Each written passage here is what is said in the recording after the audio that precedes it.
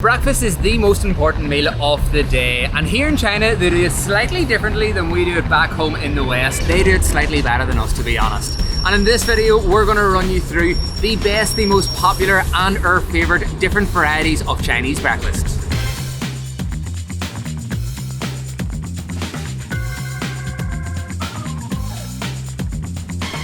We're starting this DIY breakfast here off with some Shumai, and these are a delicious, tasty wee breakfast snack. What they actually are is a sheet of round dough that is then stuffed with loads of different fillings. You've mainly got rice, and it's quite like a sticky consistency, the rice. You can then have loads of different meats like chicken, pork, beef, shrimp, different types of seafood, sometimes bits of vegetable like sweet corn and cabbage throughout it as well. But these ones are quite basic and plain look, and I think it's just rice and maybe a wee bit of meat in the middle. That's unknown at the moment, but I'll find out in a few wee minutes. And then once it is actually filled, you leave the top of these open. So unlike a dumpling, for example, the top of these are still exposed, but they kind of come into like more of like a cone shape at the top, and then have quite like a fat bottom as well.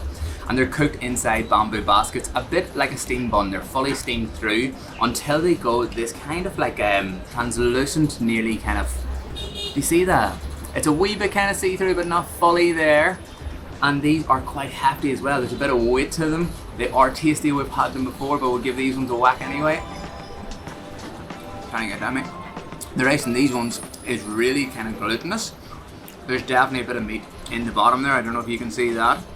They're actually really fragrant, these ones. There's a really strong kind of taste and flavour of them. However, it's really nice. I'm not actually sure what the flavour is, however, whatever kind of spices or seeds that they've used in it, quite powerful. But that is a tasty treat in the morning. And the lady that was serving us also just came down to us with this drink, which I believe is a soy milk. It's really sweet, really tasty. It's like a really skimmed milk. Yeah, really, it is. Yeah, really normal skimmed milk, but it is delicious.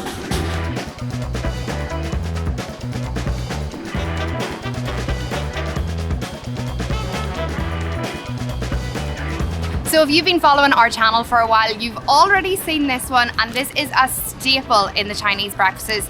This is a Jianbing, and it is one that will fill you for the entire day. Basically, what it is a large crepe with an egg cracked on top, and in our case, 2 eggs. Then that is spread on top of the crepe. Then there's a little bit of spring onion sprinkled on top, some sesame seeds, lettuce, a crispy wonton wrapper, and then you get to add whatever additionals that you want. We have decided to go for bacon and chicken this time around, and of course, it's all topped off with some spicy sauce. This is fantastic. So let's get stuck in. I've been excited for this one.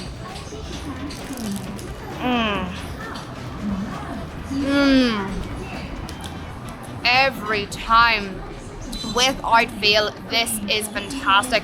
And that wonton wrapper in there gives it such a good, crispy, crunchy texture when you bite into this. Honestly, if you haven't had this on your trip to China, get it into you.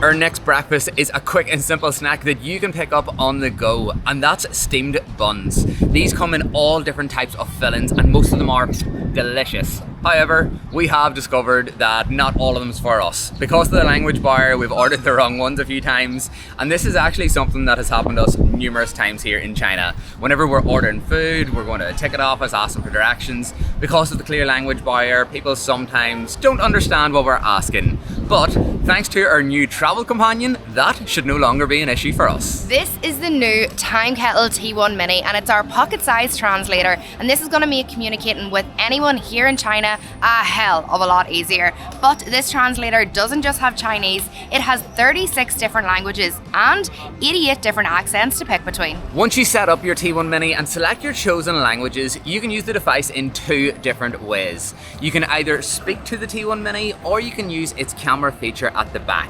But instead of just telling you about how it works, let me actually show you how it works, and then I'll tell you a wee bit more about the device. Let's go get some steamed buns. If we want to use the camera feature, we just slide over in the T1 Mini, and then we can take a picture of anything you want to translate. So let's find out what's in the menu. we have got a signature bun, a vegetable bun, mushroom bun, pork floss bun. I think we're gonna go for a signature. You can't go wrong with a signature meat bun. And now that we've decided on our order to speak to the T1 Mini, we just hold down this side button, we say whatever we want into it, and that will automatically translate it into our chosen language, which is Chinese. Let's get us some buns. Hello, can I get 2 signature meat buns, please? 您好，我可以买2个招牌肉包吗？ Yeah, sure. And just like that, very easy, we're getting our 2 signature meat buns. What is your favorite steamed bun? 你最喜欢的馒头是什么？ This one. What is inside this one? 这个里面有什么？ 没有什么，这是馒头，玉米馒头。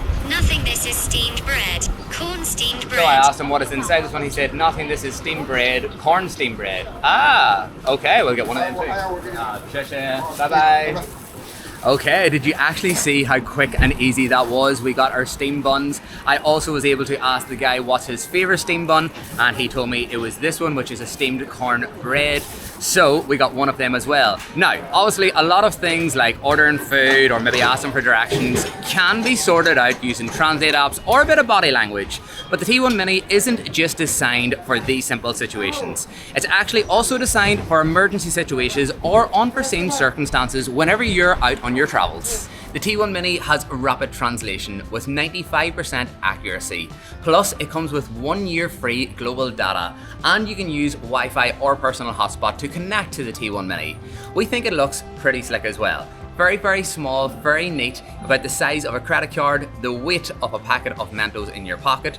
But if you don't want to wear it in your pocket, you can use this jazzy lanyard that comes with it as well. You can stick it around your neck for safety and security. Plus, it's just quick and easy access whenever you want to use it in any situation. We think this would make a great gift for any friend or family member or yourself. Pretty much anybody heading off on that international trip. Now, let me tell you more about these steam buns. So I'm going to be honest with you, we actually have steam buns most days whenever we're in China. They're fantastic, they're light, they're fluffy, and the meat ones are delicious. They're also super juicy when you get them piping hot. They cook them inside these lovely big bamboo baskets, or sometimes you get like a metal style basket as well, but they're just absolutely wicked and super inexpensive. And when you get a good one like this, as I said, it's lovely and juicy. Let's give it a try. Every time, incredible. Okay, so now let's try the recommendation that the man gave us. This is a steamed cornbread. It's got no filling at all. It's very yellow in colour. Oh, look at how that just rips apart. Good recommendation.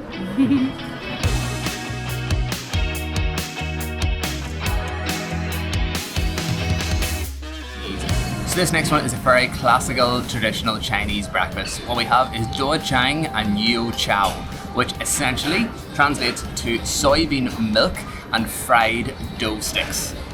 These bad boy, we call these Chinese donuts. They are light, they are fluffy, they are a wee bit crispy on the outside and slightly greasy, but very, very tasty. And what you do with these is you actually, as far as I know, this is what I've been doing with them anyway, is you break these up and you put them into your soybean milk. The soybean milk is sweet, it is runny, and it is piping hot. We'll get a wee bit of all of it together on the spoon, a bit of our fried dough stick, a bit of our soybean milk. And it's delicious. As I said, the whole dish is super, super light. If you want something in the morning that's not too heavy, something just nice and small and light to start off the day, this is perfect. It's really, really sweet. So if you've got a sweet tooth, this is a great one. If you're not into a sweet start to the day, maybe this isn't the dish for you. However, I thoroughly enjoy that. However, with this one, I don't like to rip it up and put it in. Instead, I like to rip it up and just like dip it in, because if I put it in, it just gets far too soggy for me. This way, I still get the crispiness. But if you're looking something a wee bit more hearty and hefty to pull you through for the day, this might be a better option. This is conji or rice porridge, but in China it's known as jiu. To us back home in the West, porridge is normally, for me anyway, a sweet breakfast. I would have porridge with some sugar sprinkled on top, a wee bit of jam, or maybe a bit of fruit in it. But here in China, it's slightly different, as you would probably expect. The rice porridge here is actually served normally with some sort of meat in it. So I have went for a rice porridge with beef. Now I had a option of chicken, pork, I had liver, chicken feet, seafood, and a few other interesting meats that I decided not to go for. So the rice porridge is normally boiled either with just water or broth. And it definitely has a bit more of an aroma of it because of that as well. I believe we have some sort of vegetable in it as well. I'm not too sure what it is, but there's a bit of green in it. And it is piping hot. But let's give it a go. I'm gonna be honest with you, this is my first time having porridge with meat. And it's very hot. It's so hot. It's so hot. I'll tell you something though, the beef in that is really tender, like really nice. Just slides down the back of your throat. The rice porridge actually has a lovely taste of it as well. Even though it's got quite a strong aroma, it's really nice. And as you can see, it's quite like watery as well. Normally I would have porridge for breakfast quite thick and quite sloppy. This is kind of the opposite of that. But again, quite a tasty breakfast. And as I said, this is one that'll stick with you for the whole day.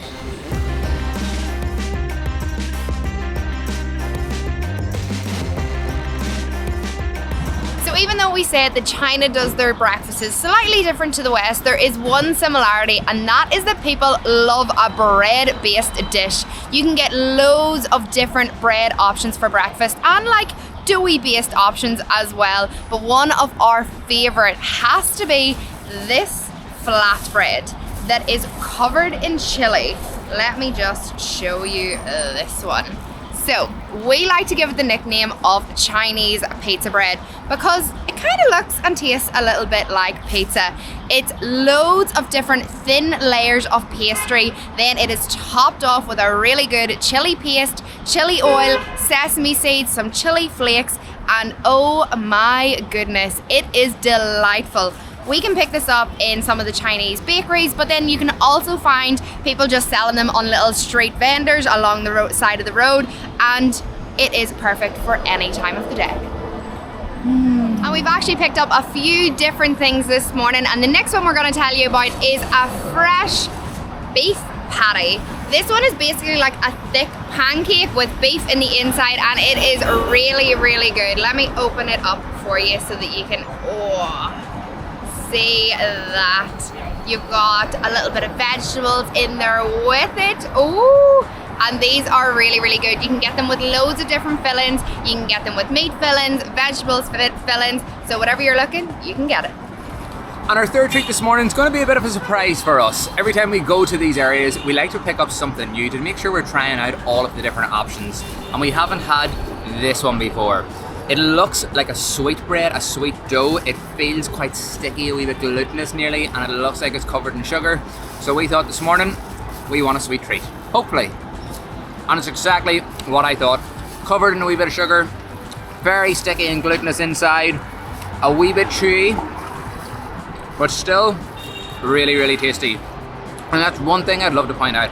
China knows how to do really good dough-based dishes and bread. Honestly, I'm a bread fanatic. I absolutely love it. And China, you have hit the nail on the head. Your bread's fantastic. So this is what a typical bread stand looks like here in China. You've usually got a glass window with loads of options and then a few different things on top here. Something that is really common at these types of stands are egg rolls, and you can get them in loads of different styles. And the one that we have went for is an egg roll stuffed with potato. It almost looks like a big breakfast burrito, but something about these bready, doughy breakfasts, they're quite greasy and they're not exactly the healthiest way to start off the day, but we haven't went wrong with them so far. But let's give this one a go. Oh wow, not exactly the way that I thought the potato was gonna be, but if you can see that, the potato is done in strips.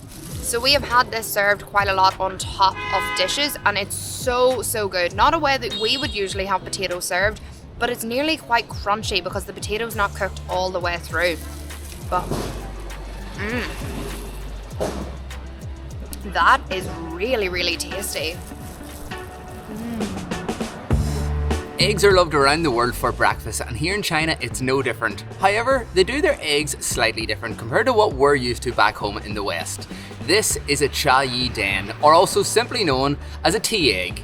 And what it is a hard-boiled egg that is then cracked ever so slightly on the bottom like this and soaked and marinated in some black tea with some seasoning, some spices and some soy sauce. And this then completely changes the taste and the flavour of the egg. So, I actually haven't had a tea egg before, however this isn't only common in China, this is a really common snack, dish and breakfast all across Asia. So I'm going to crack into this and then I'm going to give a tea egg a go. So now that I've got into the egg and past the shell, we can see that the actual egg is slightly more brown and tanny in colour compared to a normal white hard-boiled egg. And then if we break it in half, we can see the middle again is ever so slightly different. So I suppose let's try a tea egg. To be honest, it doesn't taste a lot different than a standard boiled egg. It definitely has a slightly more stronger flavour. It's a wee bit salty as well, I'm going to say. The soy sauce and maybe some of the spices, probably a lot of salt put into the juice that it sits and marinates in. But overall, it's pretty much an egg.